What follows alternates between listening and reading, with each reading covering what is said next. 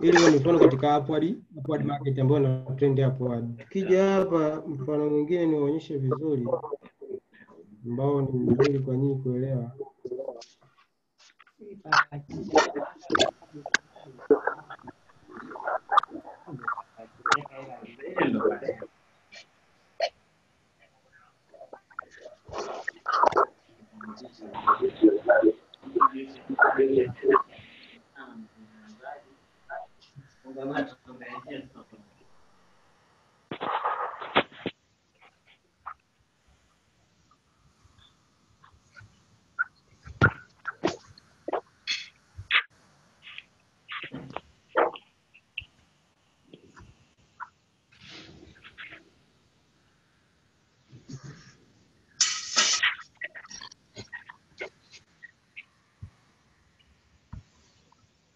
Kingine cha msingi ili ujue market katika structure gani, wanashauri utumie time frame nini H4 daily hadi week. Lakini sasa cha msingi kwanza kabla hujaenda mbali ni time frame gani ya kutumia, si ndio? Unatakiwa ujitambue wewe ni aina gani ya trader. Unafahamu kuna matrader aina ngapi? Wa aina 3. Kuna wale day traders au intraday trader hapo. Kwa mfano mimi hapa ni trader wa aina hiyo, na trade kwa siku tu, labda nikiingia zangu asubuhi natoka zangu jioni mida kama hii au hata saa 12 hivyo. Wengine ni mascalper. Kama kuna jamaa mmoja hapa naye ni naniliu ni mentor, atakuja kufundisha huko mbele, anaitwa Ghost. Yeye ana trade kwenye time frame ndogo na ni scalper. Yeye kidogo pips zake 10 15 anatoka. Kuna maswinger kama Maole ni ana swing. Anaweza akaichukua trade leo mpaka kesho kutwa huko, anakuja ndo anatoka. Sasa ili ujue wewe utakuwa ni aina gani ya trader, lazima ujue time frame yako utakayotumia, si ndio? Kwa mfano mimi hapa nikiingia kwenye chart nakimbia zangu daily, ila sio sana, situmii sana. Natumia sana H4, H1 hapa na 15 minutes hadi 30 hapa. Ila kama wewe unataka uwe ni scalper, time frame nzuri ya kutumia, unafanya analysis kwenye H1, entry zako unakuja mpaka kwenye 5 minutes au 15 minutes. Hapa wana swing wenyewe wenye moyo mgumu, unaweza kaziangalia trade kwa muda mrefu, wenyewe unatumia kuanzia weekly, wanakuja kwenye day H4, entry zao wanakuja kufanya mpaka kwenye H1. Hata H4 unaweza kuweka entry kwa swinger. Unaweza kuweka entry, ila ni H4 kuna kwa mfano kuna ile kitu wanasema larger time frame na cover setup ambazo zinakaa katika nini smaller time frame. Sasa ukitumia H4 kuna setup nyingi zinakuwa zimejificha. Kwa hiyo wengi sana wanapenda kutumia H1, wale maswinger. Unatumia H1 kuangalia entry nzuri. Ila unaweza bado ukatumia H4. Sasa tuje kuangalia mfano wa market ambayo ni bearish, ipo katika bearish nini movement. Tunaona kama hii hapa Euro USD ilikuwa katika bearish movement.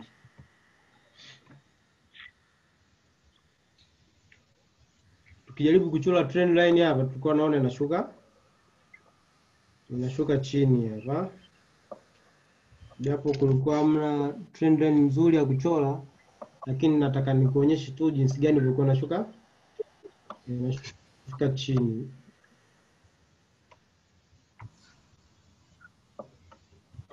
Point yangu ya kwanza ni ilikuwa hii hapa, ya pili hii hapa, ya tatu hii hapa. Hii ni ya kwanza. Ili kwa point yangu ya pili. Alafu uko nasubiria soko lifike kwenye trend line nichukue trade zangu. Sasa sisi tunacho trade ni zile impulse move tupu. Kwa mfano hapa market ina trend downwards, ndio? Entry ambazo ulikuwa unatakiwa uchukue muda huo ni za kuseli tu. Otherwise wewe unajua nini unafanya kwenye soko, ndio utachukua trade za kubai. Sasa ni muda gani uchukue trade ya kuseli? Tuna seli siku zote kwenye nini? Kwenye resistance. Hiyo inaeleweka, si ndio? Kwa hiyo sasa ulichokuwa unatakiwa ufanye ni kuplot resistance zako vizuri. Kwa mfano hapa, hii hapa ilikuwa ni ya kwanza hii hapa.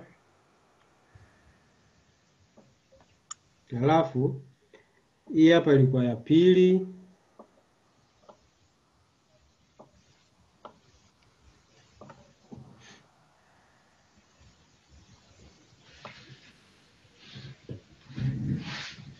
Hii hapa ilikuwa ya tatu. Imegusa hapa, hapa ilipoweka kasa, hapa ikagusa, hapa ikagusa, hapa ikaja ikaconfirm na nini na design yako. Kwa hiyo ulikuwa unachukua nini? Trade ya kuseli hapo. Point nyingine ni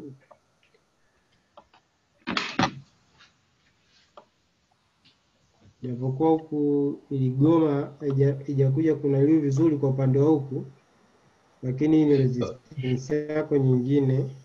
Point nyingine ilikuwa ni hii hapa, japokuwa trend ndio ilikuwa inaenda kuishaishia.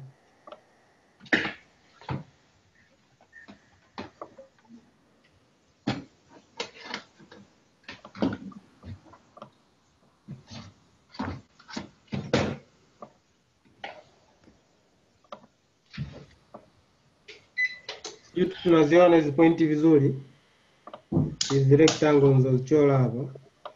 Ndio. Kwa mfano sasa tukija kuangalia vizuri, point nyingine hapa ni hii hapa.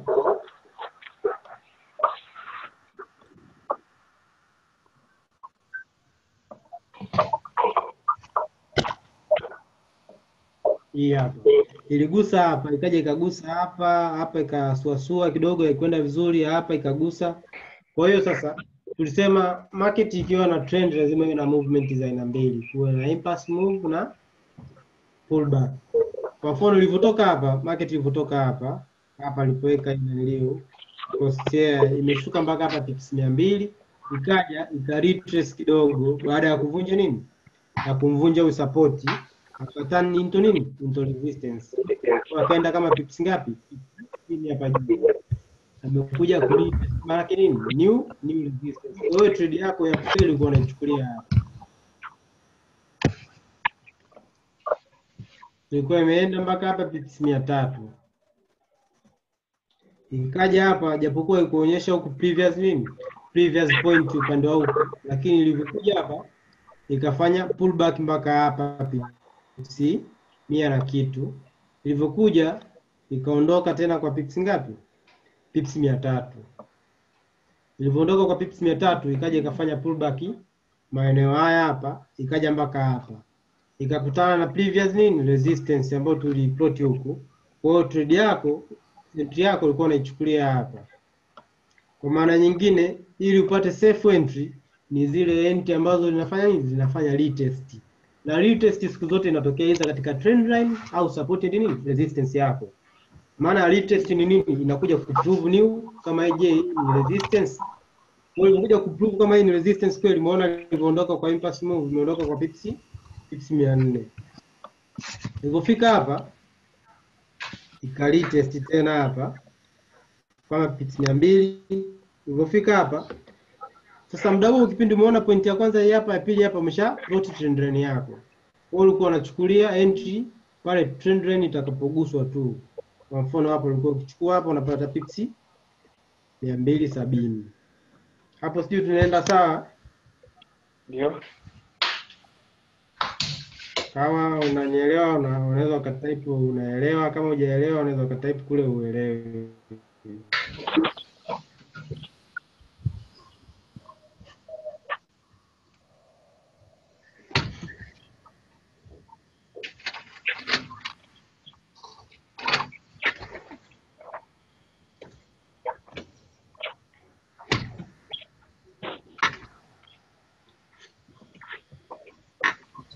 Kwa mfano kingine ni hapa.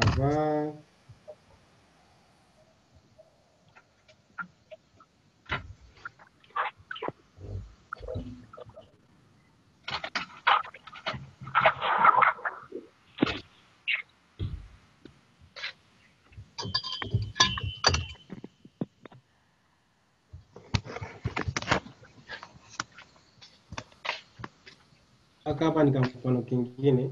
Hii market ilikuwa na trend hapo hadi nichora trend line yangu hii hapo.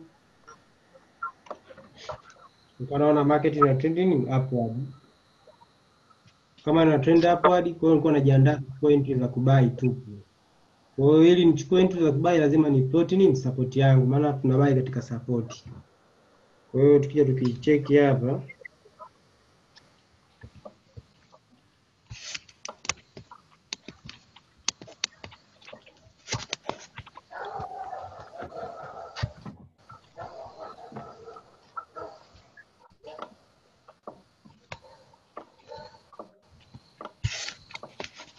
za kuchora hizi ni sehemu ambazo imeguswa mara nyingi.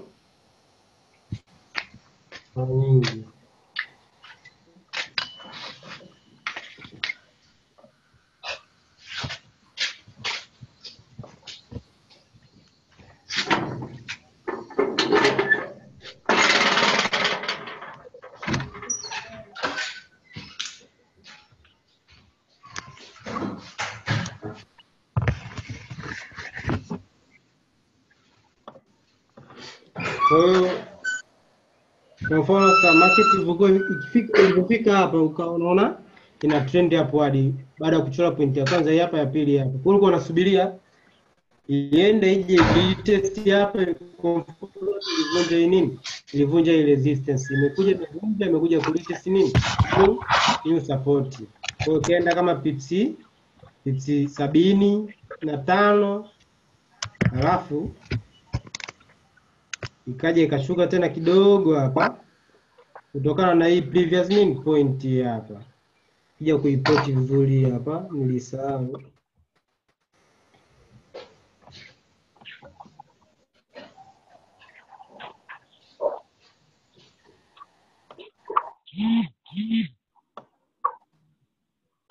Hapa ka point hapa.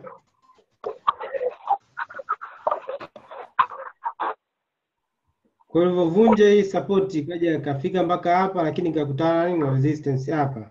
Ikaja ikaretest ikashuka ikafika mpaka hapa pips kama 50, ulikuwa unatoka kwa sababu ya nini? Haka ka resistance kadogo, ikaja ika retest tena katika ile support. Sasa hivi ikaondoka kwa impulse move kubwa, iliondoka kwa pips kama 120. Lakini ilivyorudi tena hapa ikaja ikaretest tena hiki nini? Support iki resistance hicho kivunja ikawa support, ikaondoka tena. Ikaondoka mpaka hapa pips 93. Then ikaja ikaretest kidogo kwa maeneo hapa imeshuka, ikaja ikaondoka tena kwa speed kubwa. Kwa hiyo njia zako za kutrade lazima uangalie kwanza trending market, ujue kuzichora support and resistance na trend line zako. Hapo tumeelewana kabla sijaendelea mbele katika kitu kingine, si ndio? Ndio.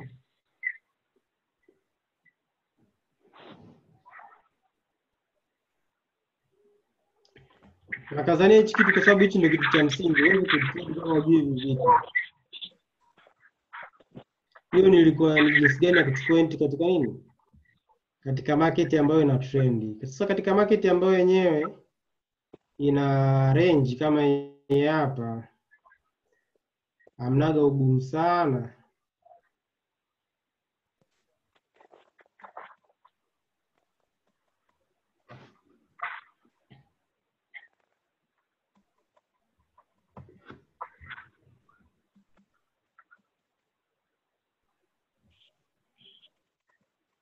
Nafuta hili nieleweshe vizuri.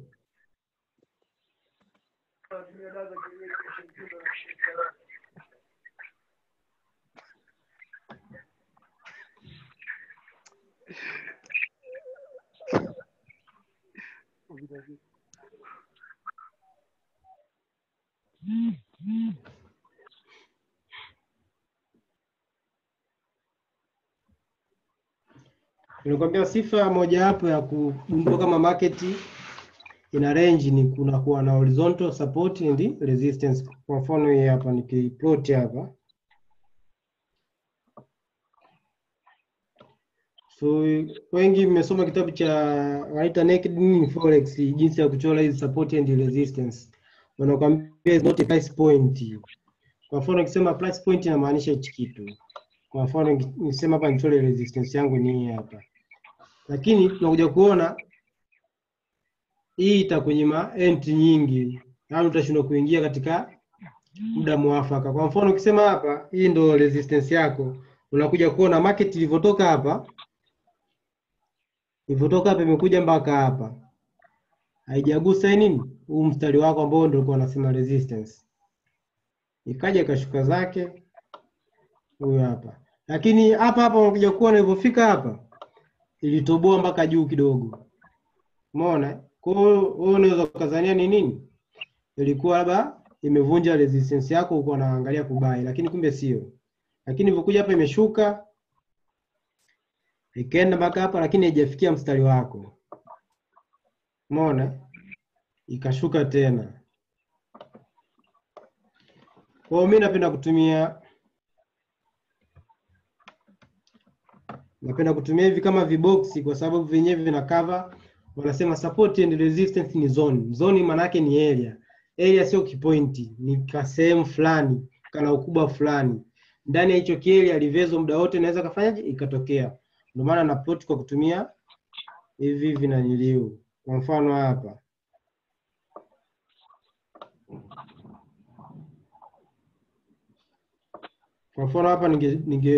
unaanza kuplot kuanzia wiki, katika wiki kabisa. Kwa mfano hapa nimeanzia katika hii wiki kabisa hapa mpaka karibu chini ya kendo za nyuma. Kwa hiyo unakuja kuona hizi kendo zote za mbele zimeingia ndani ya nini, ya area yangu vizuri. Kwa hiyo hapo naweza nika trade fresh. Na huku chini nako hivyo naangalia hizi wiki ziingie zote angalau fresh. Kwa mfano hapo sijui tunaelewana? Ndio. Unawajibu huko?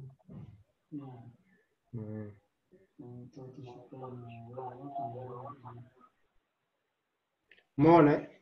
Kwa sasa sifa moja hapo ya ukitaka kugundua kama market yako ina range, unakuwa na hizi support zako na resistance zako. Kwa mfano hizi nilizozichora zinakuwa zimeguswa zaidi ya mara mbili. Kwa mfano ilikuja imeguswa hapa, ikaja ikaguswa hapa, huku juu support imeguswa mara kwanza, mara pili, mara tatu. Hii hapa resistance imeguswa mara kwanza, mara pili. Hii hapa unaweza kusema ya pili, hii hapa ya tatu. Kwa hiyo ukishaona hivyo unajua kabisa market sasa hivi na range. Kwa hiyo ulikuwa unasubiria ikifika huku chini una buy, ikifika huku juu una sell. Umeona? Ikifika hapa chini ulikuwa una buy, ikifika huku juu ulikuwa una sell. Sasa mpaka utafanya hivyo kwa muda gani? Mpaka utakapokuja kuona kuna imevunjwa either support au resistance kwa umbali mrefu kidogo. Kwa mfano hapa ingevunjwa labda tuseme kama hizi hapa 50, hizi hapa pips 50 ingevunjwa hivi, na ikivunja mara nyingi, yani nimesema mara nyingi, inakuja ku retest. Kwa hiyo uko unachukua entry yako baada ya ku retest katika nini, new resistance. Kwa mfano hapa ungeshuka nayo mpaka chini hivi. Sasa kitu cha msingi hapa ambacho ni cha kuonyesha shape za retest hizi hapa, takiwa tuzijue vizuri. Hii tuchukulie hii ni nini? Hii ni support. Price ilikuwa inatoka juu, imekuja hapa, imevunja nini? Imevunja support yangu. Mara nyingi ikivunja support lazima ni support ikivunja tunajua na kwa nini resistance. Unaambiwa kwenye retest tupu hapa ndio zinakuwa safe. Kwa hiyo unachukulia entry yako hapo. Hii ni kwa upande wa nini? Wa support kama ikivunjwa. Okay. Resistance ni kinyume chake, lakini nitawacholea ili muelewe vizuri. Okay. Kwa hiyo kumbe entry kama kuna breakup entry tunaangalia pale kwenye retest. Ndio ninavyofanyaga hata mimi na trade kwenye retest. Ndio unakuta nikituma entry zangu zinakuwa ni zile weekend tu. Kwa mfano leo uliona kwenye group nilituma trade ya USD card. Ukicheki vizuri imeichukulia katika wiki, entry zangu zipo katika wiki, Okay. Sawa. mara nyingi entry zangu zinakuwa hivi. Entry kinipita nyingine. Juma nisoma hapo. Mchore sasa chatu.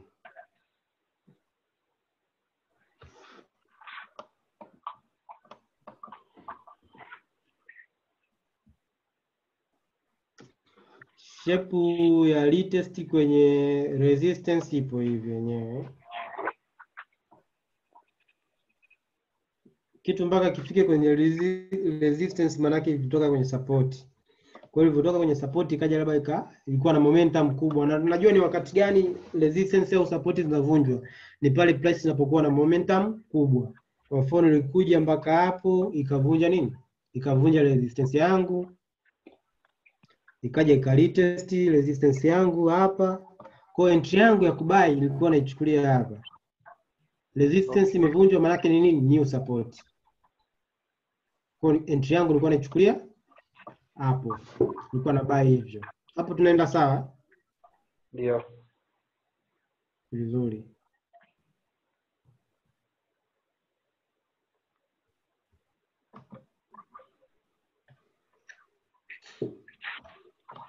Sasa mimi waga si trade tu kwa kuwa eti nimeona sijui kuna support na resistance au market na trend hapo hadi kuna kitu kinaitwa confluence. Lazima niangalie market inanipa confluence gani. Nikisema confluence ni pointi au ni reason zaidi ya mbili, zote zinanipa kitu kimoja. Labda kimetokea kitu fulani kwenye market, labda price ipo katika fib level ya 61 au 50, muda huo ile fib level imelala kwenye support yangu, pia hapo kwenye support kuna trend line inapita. Kwa vitu vitatu hapo vimeniambia. Au muda huo, kwa mfano muda mwingine natumia hata indicator. Indicator situmii ku trade, yani situmii kuzitrade, natumia kwa ajili ya nini? Confirmation zaidi. Kunipa nini? Confluence yangu. Kwa hiyo sasa kitu cha msingi wewe uchukue entry zako ili uwe na amani ni kuwa na nini? Confluence. Confluence sasa ni pale unapoingi katika market, unatakiwa usome sana. Labda ndio unasoma hizo chart pattern, unasoma candlestick, unasoma hizo trend line, unajua kuchora fresh, kuchora fibu. Hiyo inakuwa inakusaidia. Kwa mfano hapa nikuonyesha trade ambayo,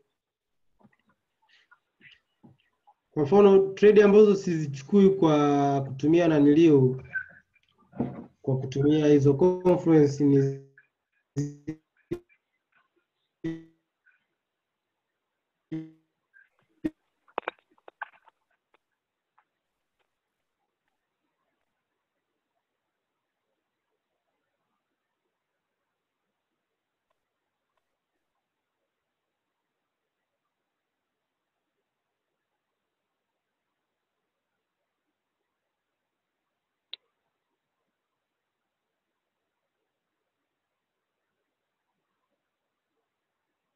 Tengela.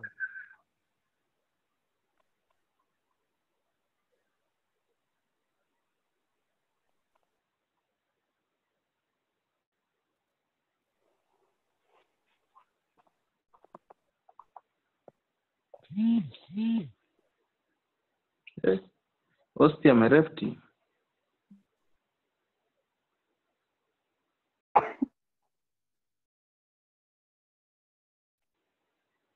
Naona kama hosti amelefti sasa, sijui inakuwa.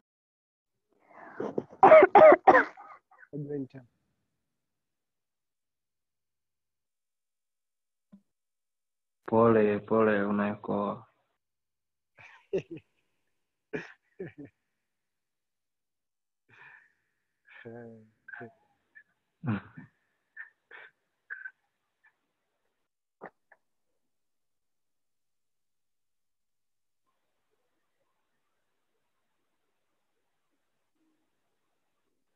Tupo pamoja. Ndio.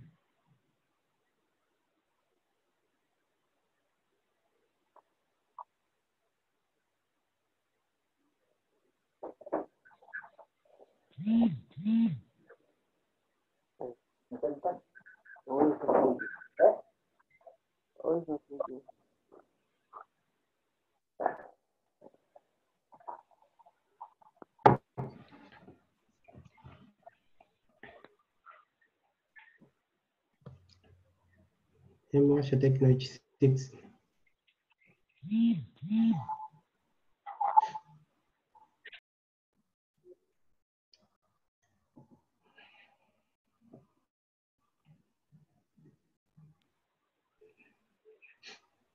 Hapo tupo sawa? Yes.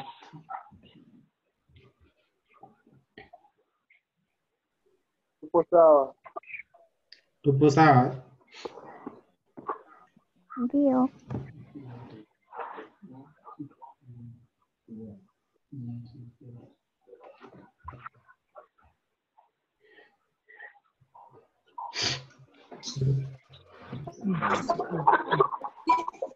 Ndio. Hili piga news Sasa ile trade nilichukua hivi, nilifanyia analysis kwenye 15 minutes au hata kija kwenye H1 hapa. Uko unaona vizuri nini kinatokea. Kwa mfano nikichora hapa,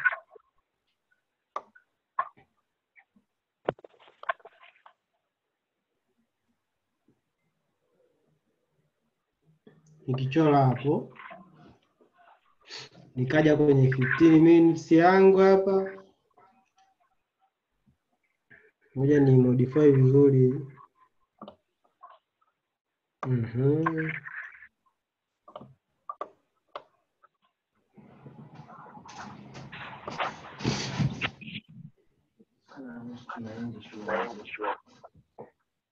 Hapa umeona hii ilikuwa ni nini? Muda huu ilikuwa support, iliguswa hapa ikaenda juu hapa, ilivyokuja kugusa support yangu ikaenda juu hapa, ilivyogusa imeenda juu. Hapa soko lilifunguka na kagepu fulani hivi, lakini kama imeenda imerespect nini? Ile support imeenda juu. Sasa muda huu ilivyokuja imevunja nini? Ukicheki movement yangu hapa. Hii hapa ikavunja kabisa support yangu. Lakini ikaja kuretest hapa nini? New resistance. Kwa mimi ndo nikachukua entry yangu hapa kabisa. Juu mmeona hapo? Nikaichukua hapa. Lakini ilipofika hapa nikaongeza entry zingine. Ukichukua uelekeo huu hapa. Huku mko na previous nini? Hiki hapa support. Nacho kilikuja kuvunjwa. Ukiangalia hii kendo ilikuwa na momentum kubwa, ndio maana ikavunja nini? Support yangu. Na nilikwambia siku zote support au resistance inavunjwa kama price na momentum kubwa.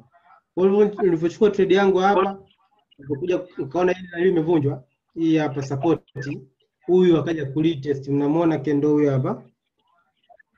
Huyu hapa kendo ambaye ameinaliwa. Alikuja kuretest mpaka hapa. Alipofika hapa tu nikaingiza trade zangu zingine. Nikaja nikatoka hapa chini.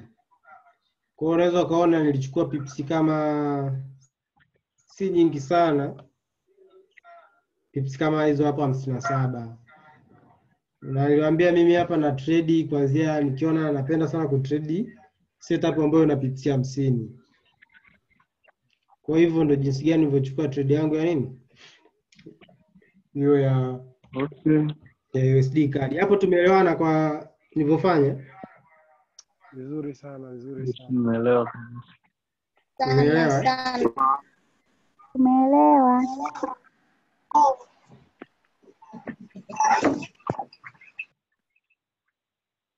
Sawa. Nimeelewa zaidi sasa nilivyosikia na hiyo sauti. Ni nzuri.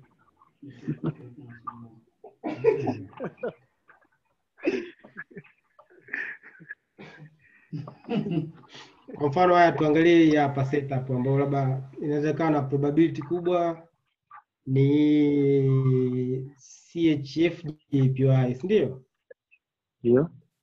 Kwa vile jinsi nilivyowafundisha, japokuwa sijaona kuna conference nyingi kwa hii hapa. Hii ni H4. Tukienda H1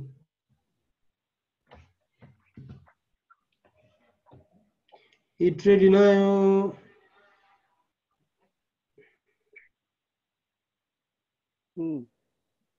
nadhani nitawaonyesha baadaye. Nahisi niliingia hii trade ya CHF JPY. Nani? Ya niliingia kwa lot ndogo lakini ipo kwenye positive. Nilipokuja mfano hapo nilivyoona nilivyoplot na nilio yangu hapa vizuri. Ndio maana nikamwambia kwa mfano hapa usingeona entry, ungeona imevunjwa tu, hujaona retest, ndio? Kwa hiyo nikasema larger time frame zina cover zile setup ambazo zinaokaa katika small time frame. Kwa hiyo ukirudi kwenye H1 hapa au hata tungerudi kwenye hii 15 minutes. Unaona nini kilitokea? Ilivyovunjwa huyo hapa, si ndio? Amekuja amemvunja huyo hapa.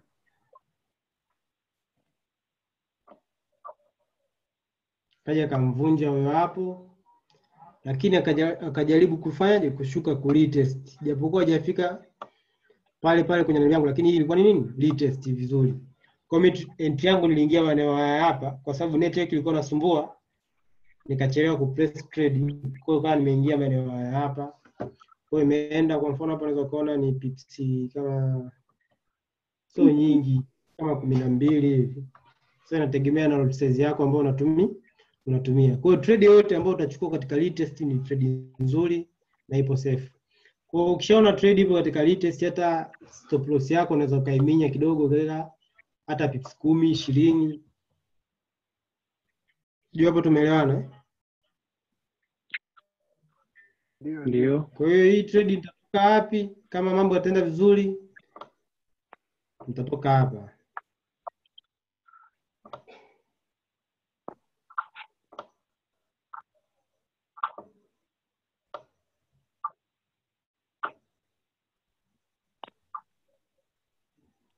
Nilivyoingia hapa nitakuja kutoka maeneo kama hapa.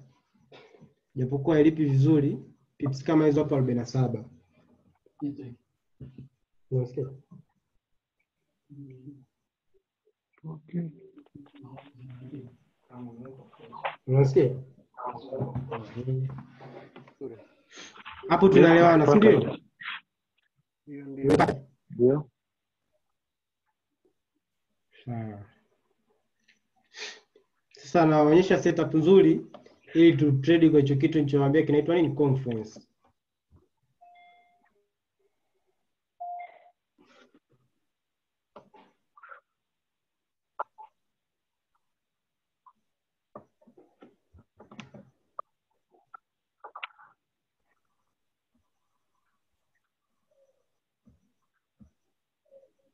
Okay, Fibonacci. Hii ni moja wapo nayo ipo kwenye nini? Kwenye strategy yangu. Okay.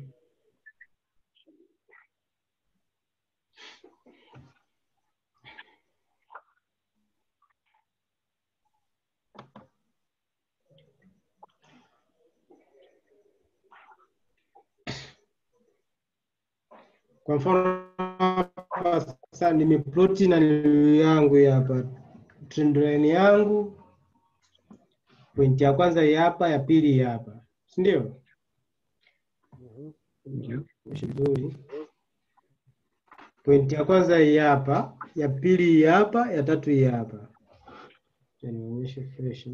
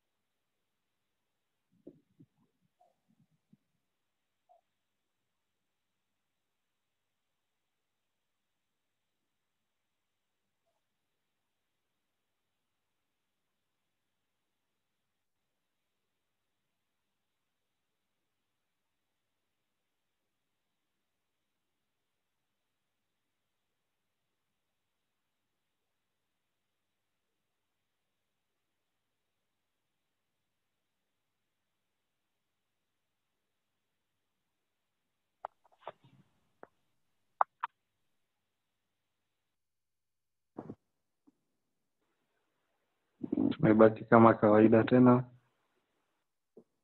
Okay.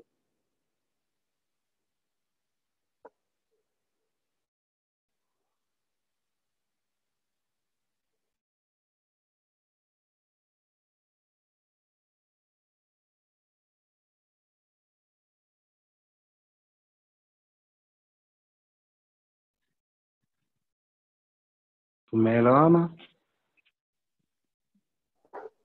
Ndio.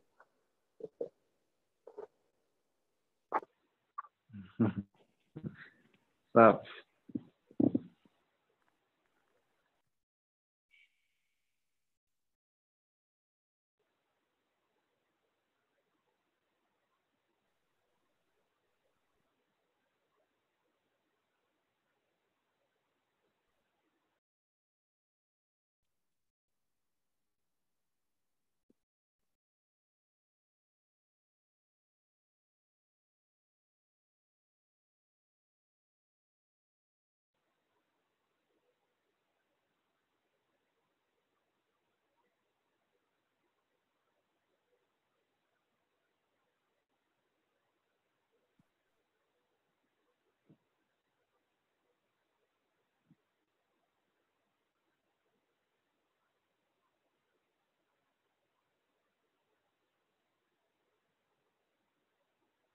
Hapo mnanisikia? Tunakusikia. Haya, tunaendelea. Ni hii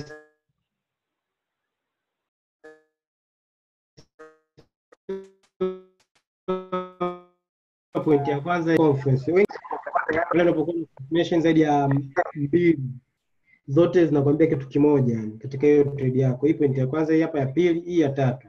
Kwa hiyo trend line inachora na point mbili, ya kwanza ya pili. Kwa hiyo ulikuwa unasubiria point ya tatu ije iguswe wewe ubai. Lakini hiyo haitoshi. Hapa bado ulikuwa na nini? Na support. Hii hapa unaiona support, si ndio?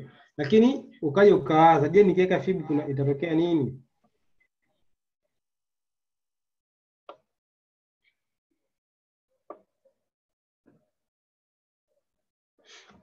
Fib, mnajua jinsi ya kuchora fib? Ni ile previous swing point mpaka kwenye nini?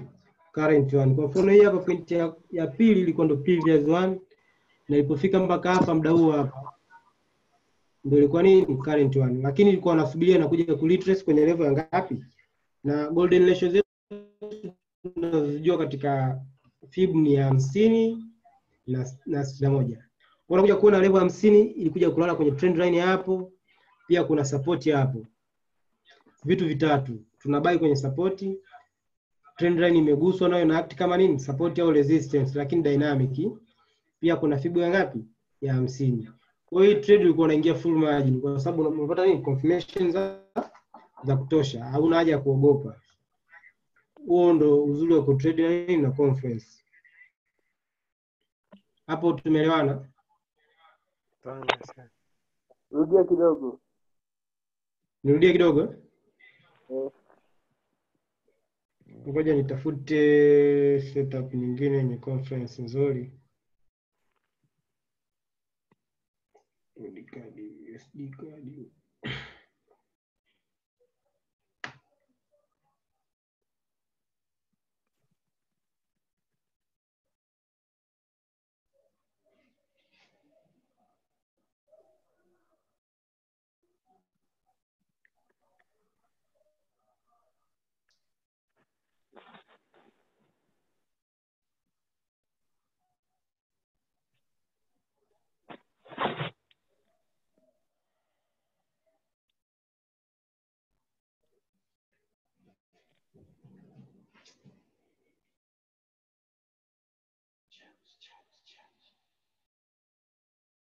Niache.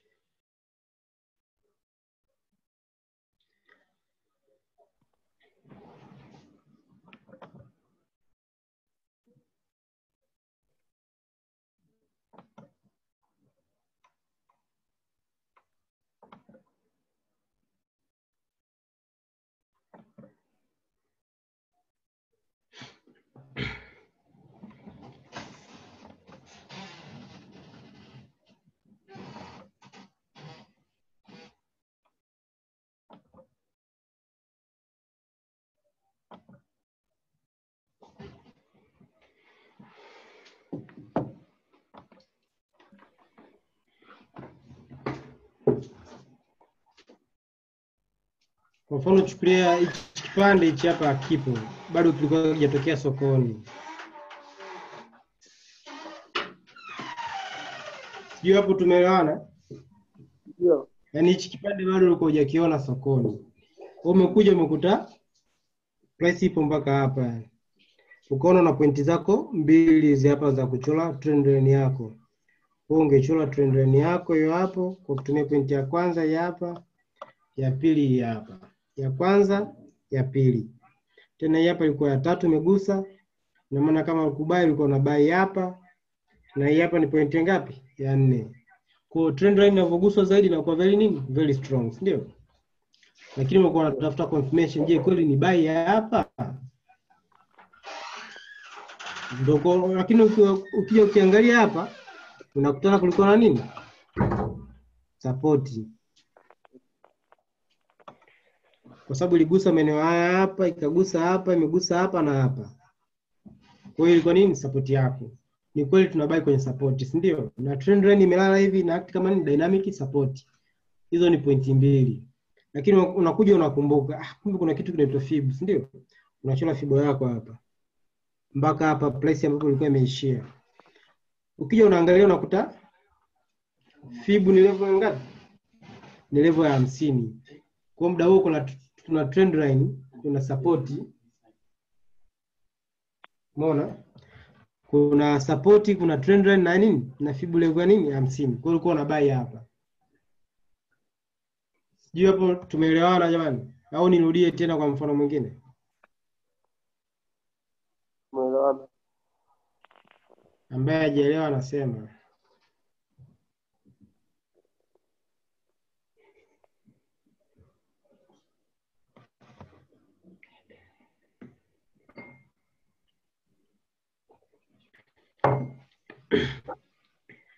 Kama mnakumbuka kuna trade ya Euro GBP.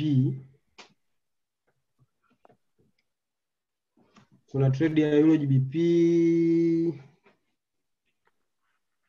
Ngoja nionyeshe.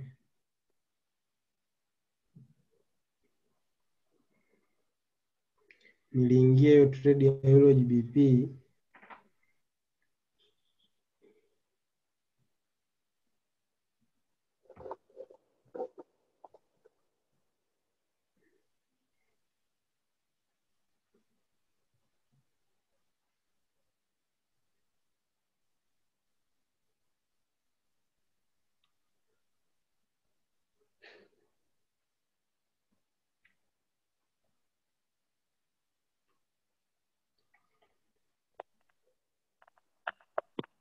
Na tuangalie kwa nini niliingia hiyo trade ya Euro GBP. Euro GBP hapa.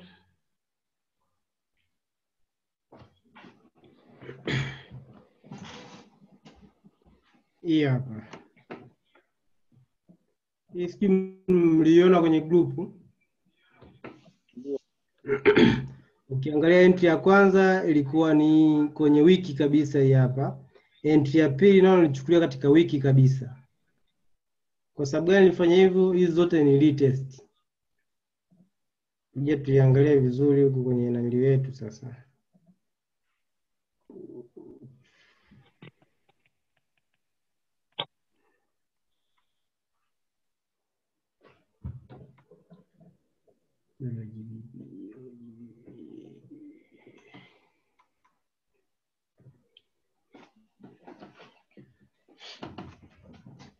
Hii analysis yake nilifanya kwenye H1 tu kwa sababu sikutegemea kama nita hold hivyo.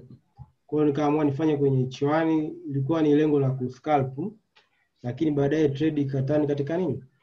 Swing trade. Kwa hiyo mimi nilipofika hapa nikachora trend line yangu. Kipindi hichi huku bado ilikuwa bado hakijatokea. Nilipochora trend line yangu hapo,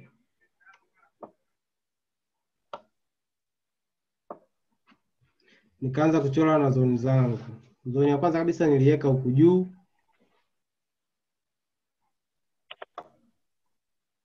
Ya pili ilikuwa ni hii hapa.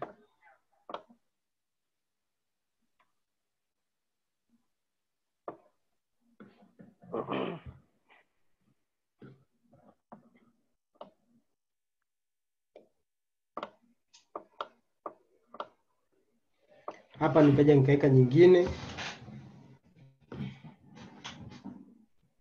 Nyingine unaweza ukaiona ipo maeneo haya hapa.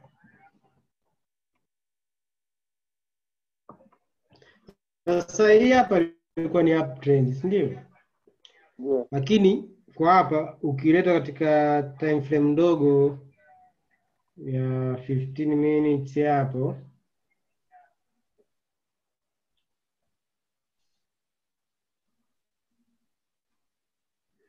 unaona kichotokea hapa?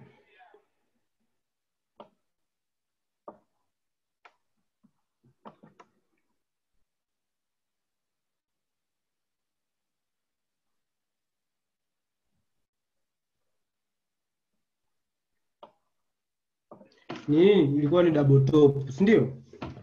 Kitu kingine ambacho tutafundisha siku za mbele, utajuaje trend ina change, si ndio? Trend ina change endapo zitatokea pattern kama hizi hapa, double top, triple top, head and shoulders, ndio. Sasa ukija kuona hapa double top ilitokea katika nini? Au unaweza ukaita triple top kwa sababu touch ya kwanza ilikuwa hii hapa, ya pili hii hapa, ya tatu hii hapa. Kwa hiyo nilipoona hii hapa nikajua trend imechange, si ndio?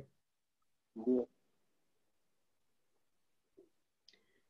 Nikajua trend imechange, nikaisubiria imekuja imevunja hii hapa support. Ikavunja nikaja nikaingia maeneo haya hapa. Nikaweka entry zangu hapa. Nikaisubiria imefika mpaka hapa.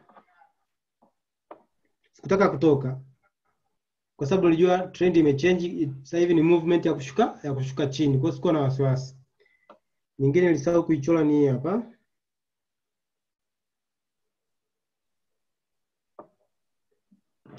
Unaona iligusa hapa, iligusa hapa, imegusa hapa.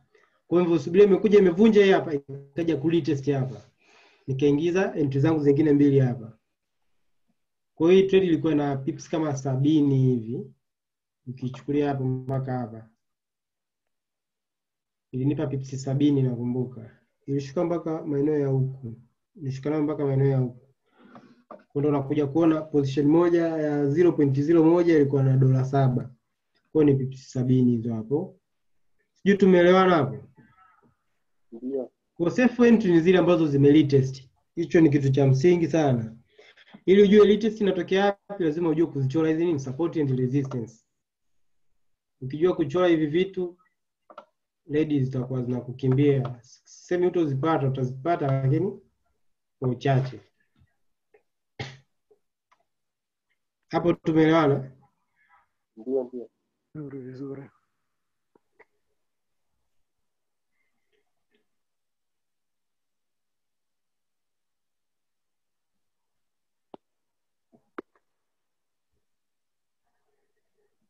Ambaye mtu hajaelewa kuna sehemu ni muache, maana naona muda umeenda kidogo, tutaendelea siku nyingine. Hata kesho kama mtakuwa mpo tayari, kwa sababu leo naona watu tumewachanganya kidogo, tumeanza ile sauti imekata. Kwa nadhani kesho itakuwa vizuri. Kama hujaelewa sehemu yoyote ile unasema kabla tujananiliu, tujue ni wapi nikusaidia. Shiku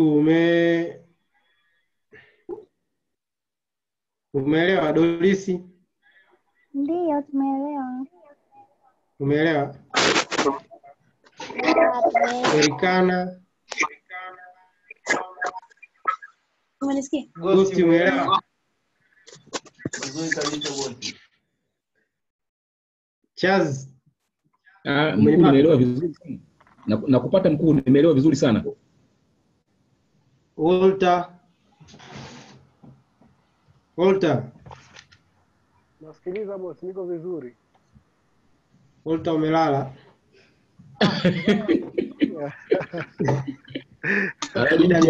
Samahani kwa kuwachosha. Hamna kuzi nikalala hivi. Kama ulikuwa na swali la kuuliza labda.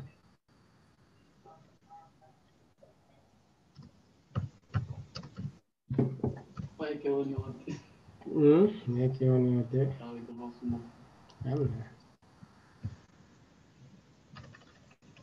Kama una swali la kuuliza unaweza kuongea.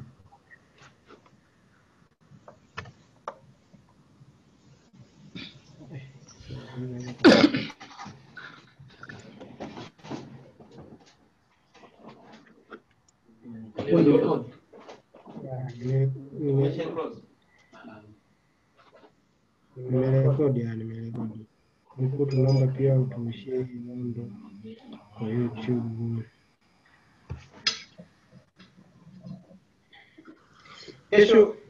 Kesho nitajitahidi kutumia setup.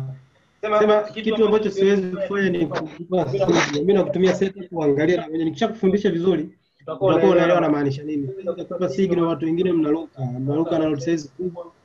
Muda mwingine mnaweza mkachoma enda against kidogo lakini narudi kwenye nani. Kwa hiyo hicho kitu ndio maana mwenyewe unaniona na trade pips kwa load size ndogo. Kwa sababu najua naweza nikahold 0.01 ikafika hadi $10. Nikiweka position zangu 10 hizo na $100 sina shida. Kwa sababu na trade kuanzia pips 50 kwenda mbele. Kwa hiyo nikiweka pips 50 maana yake ni $5. Nikiweka position zangu 6 na $30. Kwa sababu najua naweza sina familia sina shida, $30 zinatosha. Nikiweka position zangu 10 hizo na $100. Swali. Nimepotea naye. Nimepotea. Nimepotea. Nini? Ipo. Loti tembo utachoma. Ndio tembo. Hivi tunaanza kawaida. Nafikia tunaandika siku za nani.